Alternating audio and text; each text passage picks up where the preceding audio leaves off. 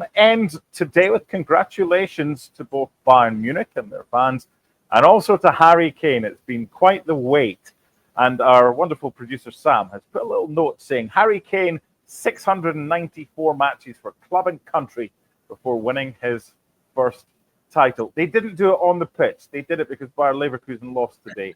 LME, Harry Kane does not care. And see, when they're all drunk in a gutter later tonight, they won't care that they didn't do it on the field and Leverkusen did it for them. They're just happy they're back title winners again, aren't they?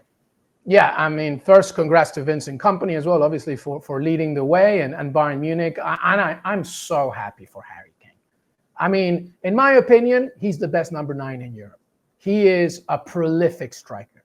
And we're talking about ridiculous individual accolades that he has achieved, right? The quickest to reach 50 goals in the Bundesliga, 36 goals in his first season with Bayern Munich. So close on getting to Robert Lewandowski, the highest goal scorer, English goal scorer in the Champions League. Obviously, the all-time scorer in England. The accolades, the statistics, the numbers, they just keep building and building. And for so long, there's been this horrible criticism about, because we do live in this day and age where silverware also speaks.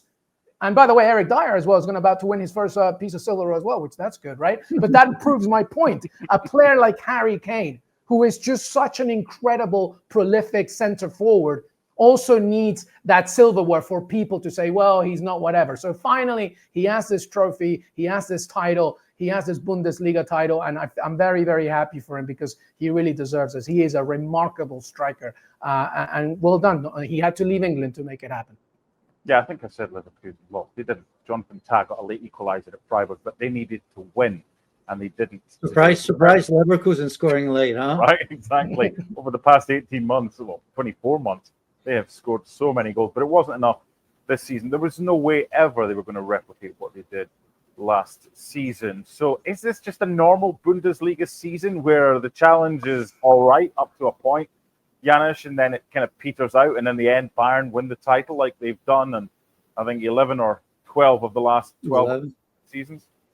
Yeah, it's a normal thing. I mean, Bayer Leverkusen did everything they possibly could last season, and I think we all knew that this is going to be different. We remember Borussia Dortmund under Jurgen Klopp winning twice, right? And then what happened? Bayern Munich reloads, as they always do, getting top quality players from within the league or from outside. The only team that can do that at that level of quality, right? And Harry Kane just being one of the examples. Of course, there are many, many, many examples of that.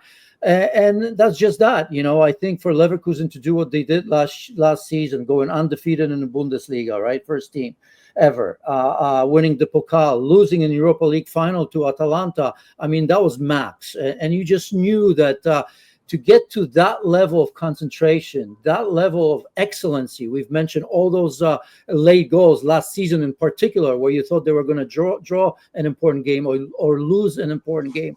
They always found a way, as if they were on that mission that comes about every 10 years in the Bundesliga.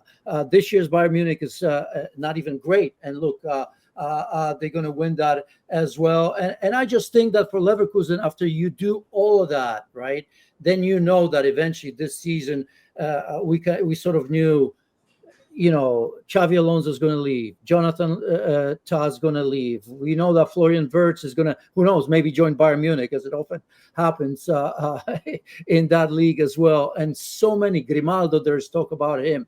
Almost every player, Frimpong, you mentioned, that there's a beginning, there's middle. You finally do something that's spectacular and unexpected. And in the Bundesliga, this has to come to an end. And so it did. Let's end, LME, with Harry Kane. And to win a Bundesliga title is up there with winning the Young Player of the Year award at Millwall in 2011, 2012.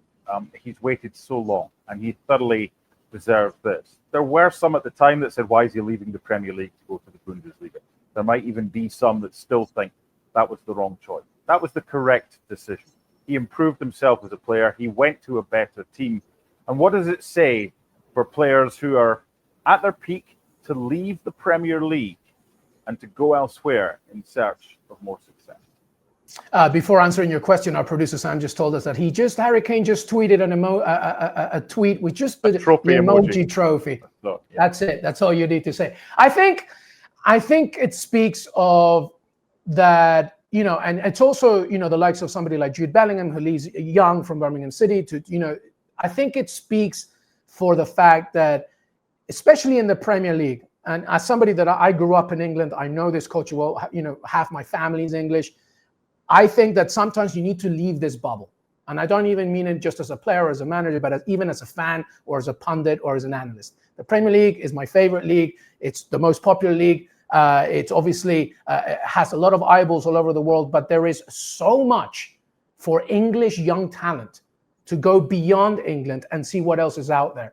And for Harry Kane, who gave everything to Tottenham, obviously, decided that he needed to go somewhere else, not just to be a winner, but to also understand the diversity in competition in a wonderful league as it is at the Bundesliga. And we've talked so much about how the German league is also a great place for young players to really understand what it's like to be technical, smart, able, agile, et cetera, et cetera. And even though the Premier League remains this massive Goliath of a league, it's important for players to understand that you can achieve everything that you've wanted to, and it doesn't have to belong just in the UK. So Harry Kane's a great example of that. And so I feel that he's not the only one. So congrats to Harry Kane, fully deserved.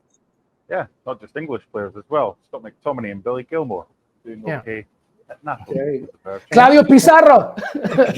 and let's not forget that he's gone to, in my book, and I'm sure yours as well, one of the biggest and best clubs in the world in history. He didn't go just anywhere. He went to a place where he knew he was going to win trophies. He went to a place that he knew was going to suit him in terms of style of play, because some of the best number 9s have played there before him and will play after he's gone.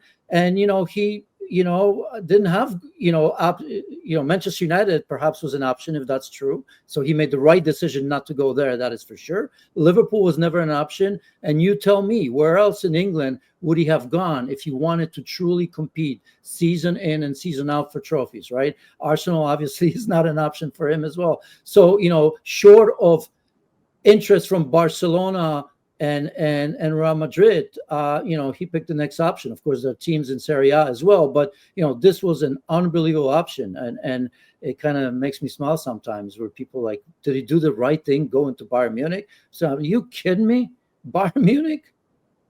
Get out your bubble, people. It's not just the English Premier League. It might be the best marketed league in all of the world, but it's certainly not been the best league this season. Well done to Harry Kane, to Vincent Kompany.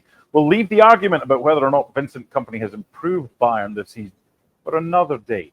And we'll just say to Eric Dyer, congratulations, someone who decided he doesn't want his future to be at Bayern Munich. Having lifted the title, he's off to Monaco. How do you feel about that?